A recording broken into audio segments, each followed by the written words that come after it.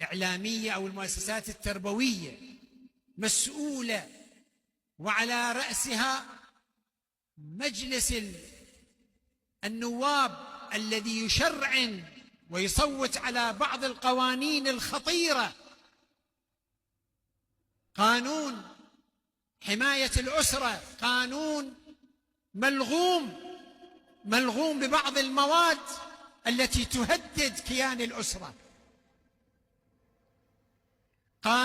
لائحة القانون حماية الطفل والعنف الأسري عنوانه جميل ولكن محتواه خطير أيها الإخوة.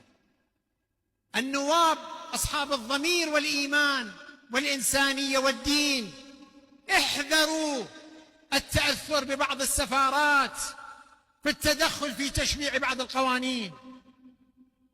وأنا أقول ذلك أعلم، أنا عندي علم أن بعض السفارات تتدخل على أن هذا القانون يصوت عليه ولا يصوت عليه، هذه المادة تصوت عليها ولا يصوت عليها، لنخشى